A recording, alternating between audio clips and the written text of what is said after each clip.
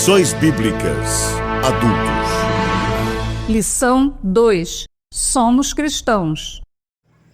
Olá, queridos irmãos em Cristo Jesus, professores, alunos e superintendente da Escola Bíblica Dominical. Cumprimento a todos com a paz do Senhor Jesus Cristo. Estou aqui para tecer comentários sobre a lição de adultos. Estou com ele em mãos, a lição de número 2, que traz como tema Somos Cristãos. Será estudada no dia 12 de janeiro de 2025, na classe de adultos. O textual da lição diz o seguinte: pelo que julgo, não se deve perturbar aqueles dentre os gentios que se convertam ou que se convertem a Deus. Encontramos esse texto ou essa declaração em Atos capítulo 15, versículo de número 19. Verdade prática: o cristianismo é uma religião de relacionamento pessoal com Cristo ressuscitado e não um conjunto de regras e ritos. Isso seria a verdade prática. O texto base para a leitura bíblica em classe será Gálatas, capítulo 2, versículo 1, 9 ao 14. Então é de suma importância para o professor da escola dominical trabalhar um pouquinho sobre Gálatas, capítulo 2, versículo 1, versículo 9 ao 14, pois é um pano de fundo para o entendimento dessa lição, como também Atos, capítulo 15, recomendaria que o professor estude capítulo 15 de Atos dos Apóstolos para entender um pouquinho sobre o que acontece lá em relação ao Concílio de Jerusalém. Os apóstolos do Senhor Jesus Cristo se reúnem juntamente ali com o apóstolo gentios, o apóstolo Paulo, para discutir algumas questões relacionadas ao futuro da fé cristã para aquele tempo. Então, é muito bom que o professor entenda um pouquinho sobre o contexto histórico, um contexto biográfico da carta de Paulo aos Gálatas, o que levou Paulo a escrever essa epístola, o que levou Paulo a ir para o Concílio de Jerusalém. Entender toda essa questão é muito importante para a propagação e a exposição dessa revista agora domingo, tá? O comentarista Ezequiel Soares, que é o comentarista dessa lição, ele divide a lição de número 2 em 3 tópicos. O primeiro tópico é prevenindo-se contra a tendência judaizante. Então, o primeiro tópico vai trabalhar sobre uma prevenção, um antídoto, o que deve ser tomado ou seguido pelos cristãos para se precaver ou se prevenir de algumas práticas judaizantes, tendo como modelo de fé os primeiros cristãos, ali nos primórdios do cristianismo e no nascedouro do mesmo. O segundo subtópico, trabalhado aqui na lição de número 2, é a tendência judaizante no início da igreja. O comentarista vai fazer uma referência às tendências, à filosofia judaizante nos primórdios ali do cristianismo e da fé cristã. E por fim ele trabalha a tendência judaizante hoje. Então ele vai dividir essa lição em 3 tópicos. Esses 3 tópicos vai trabalhar a ideia de do judaísmo, né? Aqueles que propagavam o judaísmo ainda naquele tempo, depois da morte de Cristo, depois do apogeu da fé cristã, do cristianismo, conquistando cidades, conquistando vilas, conquistando distritos, conquistando províncias. Ainda assim, existiam os judaizantes que tentavam impor na vida dos gentios, isto é, os não-judeus, um tipo de legalismo, um fardo muito pesado para que eles pudessem ser aceitos por Deus. Então ele vai trabalhar a questão de prática judaizante no início da igreja primitiva, tá? Aí ele vai trabalhar a questão de como se prevenir dessas práticas, que não é muito correta dentro da perspectiva cristã, eu digo algumas práticas judaicas, né? E ele vai trabalhar a tendência judaizante hoje. A princípio, ele trabalha tendo como foco principal o apóstolo Paulo. Paulo escreve a carta aos Gálatas, e essa carta aos Gálatas que Paulo escreve, na verdade, ela é um documento que nasce com a necessidade de Paulo em tratar exatamente alguns tipos de doutrinas judaicas que estavam se infiltrando dentro do cristianismo, ali principalmente na vida dos novos convertidos. Então Paulo, ele se converte ao cristianismo, Ali nós encontramos em Atos 9, se converte ao cristianismo. Logo após Paulo se converter ao cristianismo, ele torna-se um pregador do evangelho. Como aquele era muito novo, porque Paulo ele era perseguidor da fé, Paulo era um judeu por convicção, Paulo ele estuda aos pés do doutor Gamaliel, Paulo ele era da tribo de Benjamim, inclusive esse nome Paulo não é o nome dele judeu, é o nome romano. Paulo significa pequeno. E quando você pega, por exemplo, as cartas de Paulo, né, ali os documentos, nós temos 3 documentos neotestamentários atrelados a ele. Todos estes ele se apresenta como Paulo, Paulo, servo do Senhor Jesus Cristo, Paulo, apóstolo chamado por Deus, porque Paulo era o nome romano dele. E ele se apresentava como, né, tendo em vista que ele é o pregador dos gentios e estava pregando para um povo que não era judeu, ele se apresenta para os não-judeus como um romano, né, como uma pessoa que não tinha privilégios judaicos. E, portanto, ele se apresenta como Paulo, tá? E o outro nome dele, que era um nome judaico, era Shaul, ou Saul. Shaul, de acordo com os biblistas, o nome de Saulo em hebraico, que é Shaul, foi dado pelo pai dele em homenagem a Saul, o primeiro rei de Israel. Então, ele tinha o nome dele judaico, Saul, ou Shaul, e o nome dele romano, que é Paulo. Portanto, Paulo, ele volta para Tarso, depois que ele se converte a Cristo no caminho de Damasco. Ele tem um encontro com Jesus, depois Ananias ora por ele, toda aquela história, ele se converte a Jesus e ele passa a pregar o evangelho. Só que aquele era muito novo para os cristãos, então eles não aceitaram, assim, né, entre aspas, aceitaram assim, estava um pouco temoroso, aquele temor, com medo, né, que se de fato aquela conversão dele era verdadeira. Eles levam Paulo para a embarcação, dizem Atos dos Apóstolos, ele volta para Tarso, que era a capital da Cilícia, uma província romana. Paulo tinha 2 cidadanias, ele tinha a cidadania judaica e ele tinha a cidadania romana. Então ele volta para lá. Após 14 anos, Paulo retorna para Jerusalém, como comenta aqui o comentarista da revista, subindo outra vez a Jerusalém. 14 anos depois da sua conversão de Cristo, Paulo sobe pela segunda vez a Jerusalém. Tá? Esta segunda visita foi por revelação, não segundo uma convocação pelos apóstolos para prestação de conta. Ou seja, essa primeira visita de Paulo aqui, aliás, essa segunda ida dele a Jerusalém, não deve ser confundido com o concílio, capítulo 15 de Atos dos Apóstolos, é outra ocasião. Então Paulo ele volta para Jerusalém, ele prega o evangelho, tem a sua primeira viagem missionária, e aqui eu estou com um livro do trimestre. Nesse livro, o comentarista ele coloca em xeque que Paulo, após ter a confirmação do seu chamado em Atos 13:3, apartai a Saulo e a Barnabé para a obra que tem um chamado, ele começa a pregar o evangelho. E aí, após pregar o evangelho, na primeira viagem missionária, ele vai passar pela Pisídia, ele vai passar pela Antioquia da Pisídia, pela Antioquia da Síria, ele vai passar por Listra, vai passar por Icônio. Mas ele prega o evangelho na Galácia, e ele funda a igreja lá na Galácia. Ou seja, Paulo ele era um missionário itinerante, ele não ficava muito tempo parado, né, aqui numa cidade, ele pregava aqui e depois ele saía. Portanto, quando ele passa na cidade ali entre os anos 46 e 48 depois de Cristo, juntamente com Barnabé, ele prega o evangelho e ele prega a palavra do Senhor Jesus e segue. Ele vai para outros lugares. Depois, Paulo, ele tem uma notícia muito ruim do que estava acontecendo na Galácia.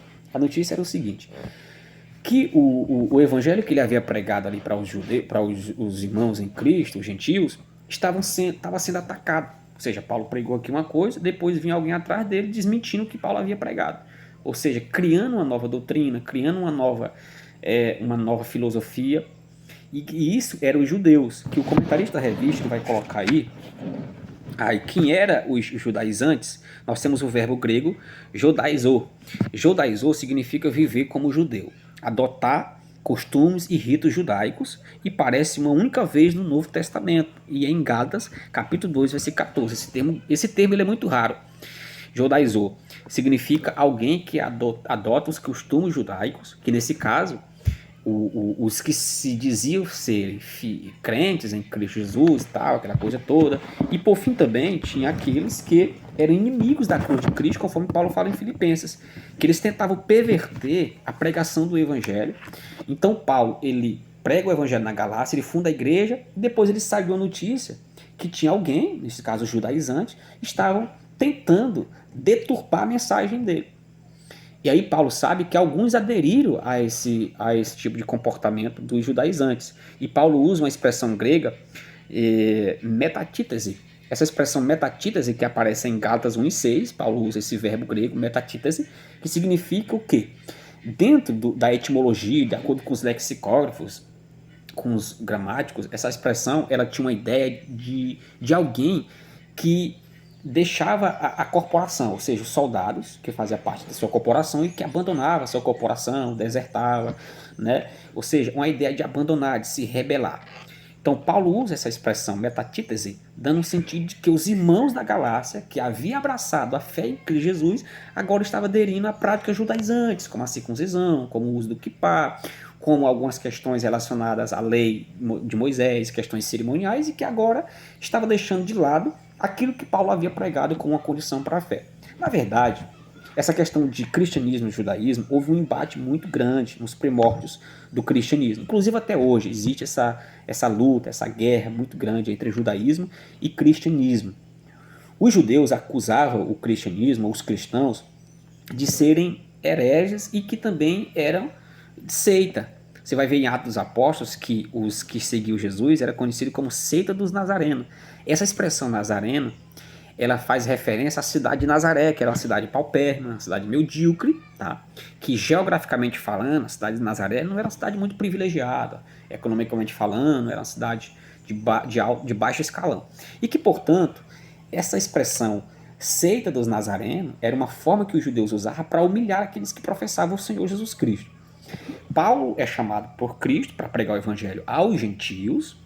Ele escreve Gálatas dentro dessa perspectiva. Ele vai trabalhar a ideia da lei, a importância da lei, o que era a lei, por que a lei foi criada, e que ele vai chamar de, para o que estava acontecendo em Gálatas, que as pessoas estavam pregando, de um outro evangelho. Paulo vai dizer que, ainda que um anjo pregasse outro evangelho do qual ele não tinha pregado, tornava-se anátema, ou seja, sem nenhuma serventia. É bem verdade que Paulo usa aqui uma linguagem irônica.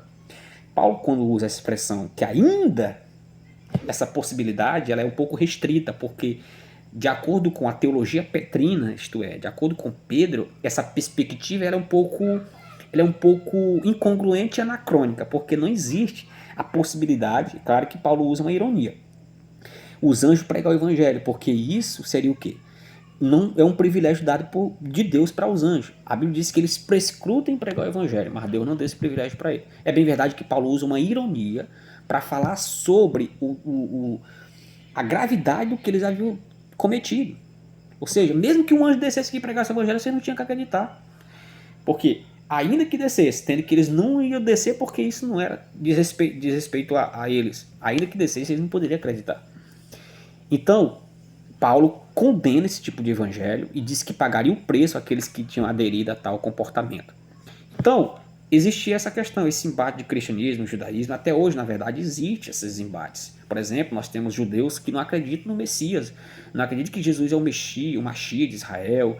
Alguns acreditam que ele é simplesmente um profeta e tal, que existiu de verdade, mas não é o Messias. Inclusive, os judeus ortodoxos, aqueles que usam a trancinha entre o cabelo, não acreditam que Jesus é o Messias. Inclusive, até hoje, os judeus esperam o Messias. É claro que existem os judeus messiânicos que acreditam nele, mas existem alguns que não acreditam no Jesus como Messias, você tem uma ideia, tá? É por isso que aparece lá em João 1:12 que ele veio para o que era seu, mas os seus não o receberam. Portanto, professor da escola dominical, é bom trabalhar essa ideia dentro da escola dominical, ressaltar isso, que a carta de Paulo aos Gálatas, ela nasce com essa necessidade.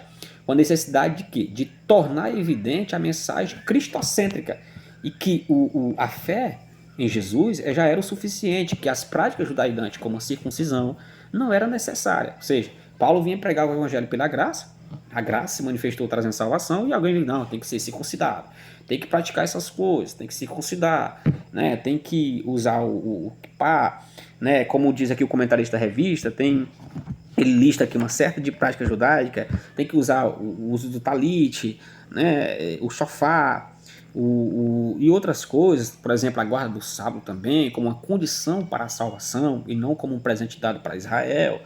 Tudo isso estava sendo debatido ali por Paulo na carta aos Gálatas. Posteriormente, Paulo vai para o concílio em Jerusalém, que aparece em Atos 15, que é o texto áudio da nossa lição, que fala sobre, pelo que julgo não se deve perturbar aqueles dentre os gentios que se convertam a Deus. Aqui é uma resposta de Pedro, já no concílio.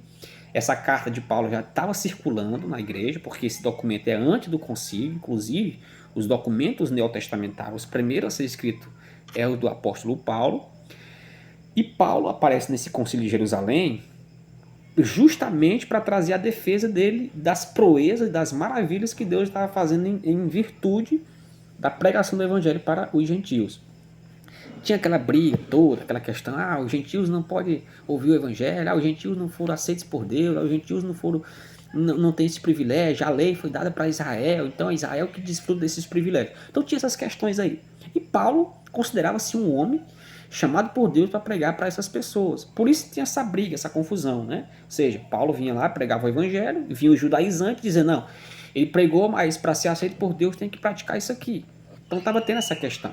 Por isso que o comentarista da revista ele coloca esse tema, somos cristãos. Ou seja, se somos cristãos, não tem necessidade de termos ou de carregarmos esse fardo judaico em nossos ombros, que nem mesmo, como diz o apóstolo Pedro, eles conseguiram carregar. Portanto, embora nós encontramos, por exemplo, uma circuncisão que Paulo fez no seu ministério a Timóteo, mas Paulo explica, né? Claro, lá em Atos dos Apóstolos, inclusive você tem um contraste. Paulo andava com Tito, que era grego, Barnabé era judeu, não tinha nenhum problema.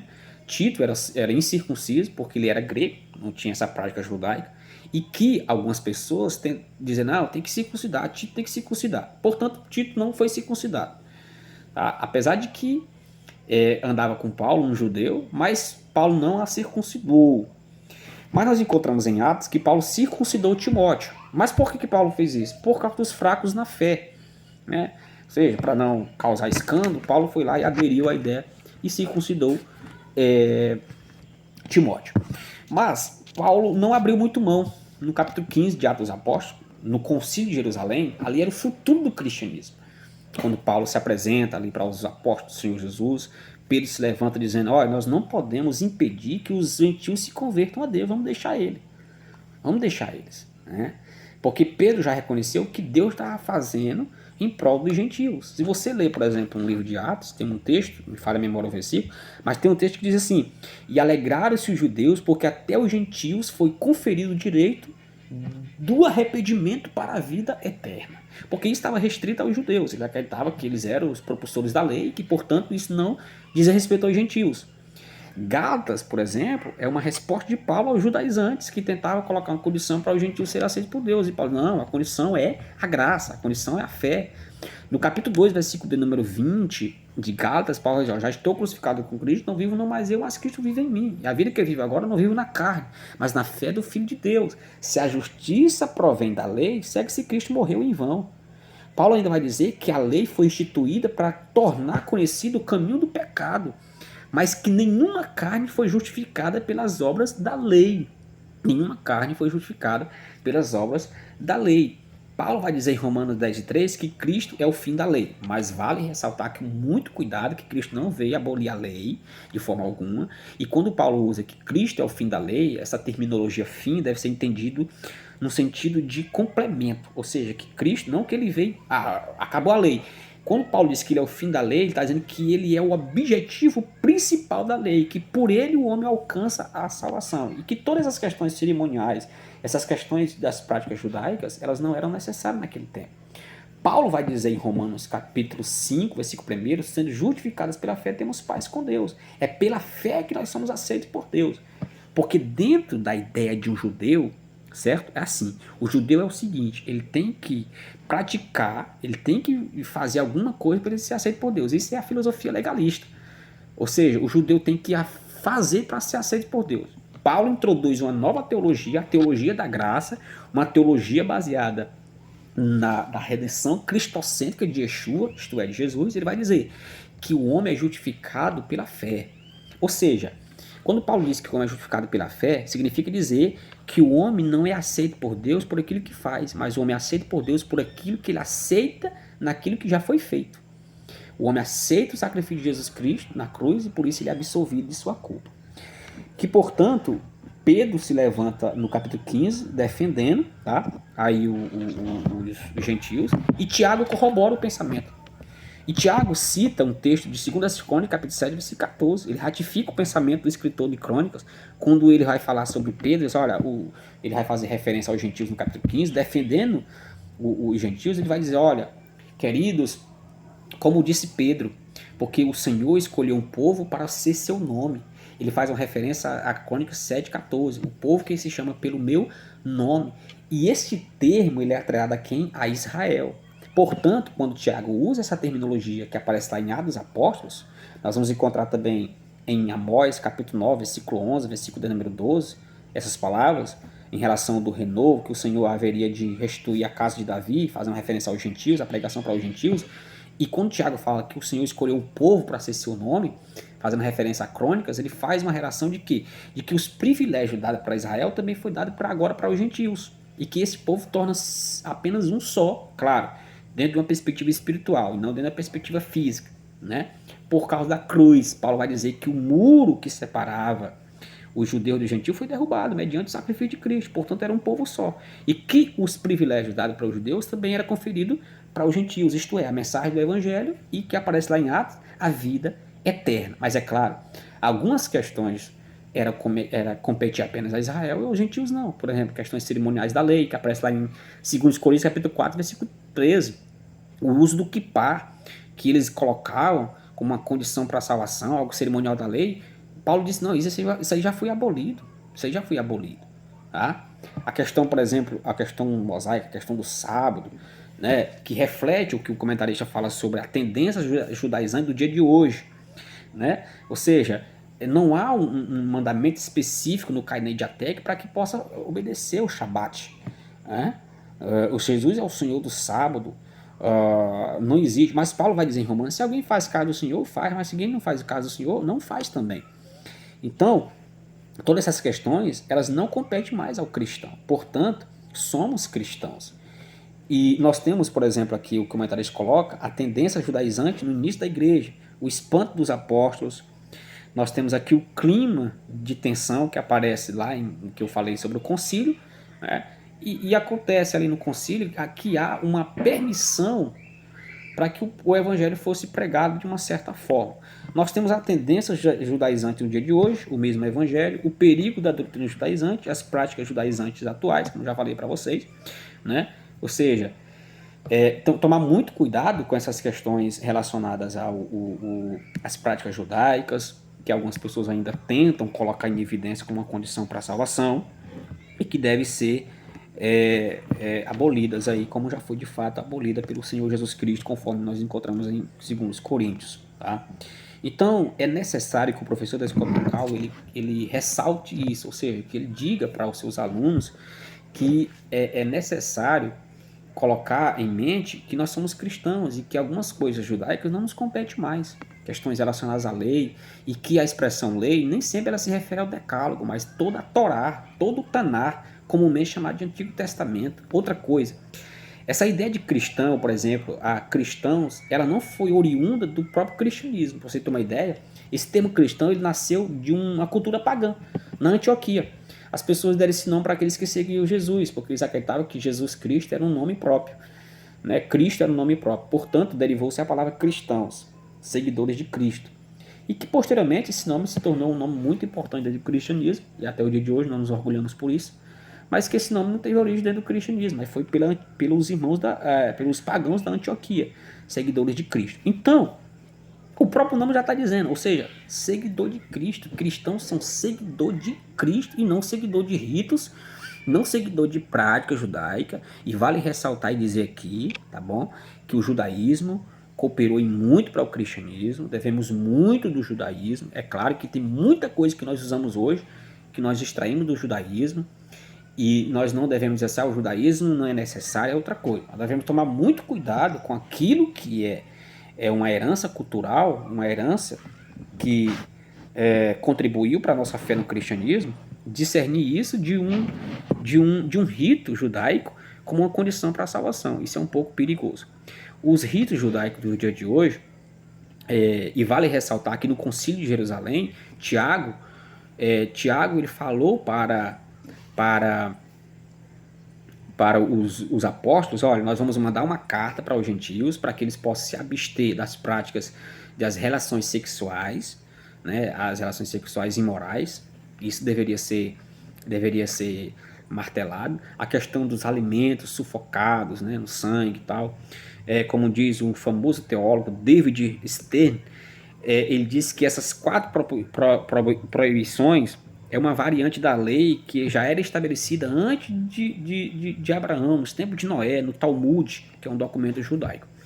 Então essa questão, por exemplo, da contaminação dos ídolos, bem como da imoralidade sexual, da carne sacrificada e sufocada do sangue, essas coisas Tiago alertou que era para os gentios não praticar mais. Mas que outras questões relacionadas à circuncisão, que Paulo vai falar que era necessário mais, a circuncisão era necessário não mais fisicamente, na genitália masculina, mas no coração que era necessário, não deveria mais ser praticada como uma condição para a salvação, como os judeus estavam tentando colocar isso na cabeça das pessoas. Então, a ideia original da lição é trabalhar a ideia de que não devemos mais nos prender a práticas judaicas, a coisas do passado que dá no Antigo Testamento que competia a Israel, né? Nós temos, por exemplo, a questão do sábado institucional, do sábado legal, do sábado moral, e todas essas prerrogativas estão atreladas à questão do Shabat, a questão de Israel, especificamente para Israel, um presente para Israel. Não existe um mandamento no Novo Testamento para obedecer isso aí. Tá? Não existe para obedecer sábado como uma condição para a salvação. Então é bom que o professor da escola dominical ele faz o quê? Que ele trabalha essa ideia na escola dominical, na lição, na sala, dizer que temos muito cuidado com esse tipo de pensamento que estão por aí tentando infiltrar-se em nossa cabeça como uma condição para sermos salvos, coisas que não existem mais e que foram abolidas lá no Antigo Testamento, aliás, no Novo Testamento por Cristo Jesus. Que Deus abençoe.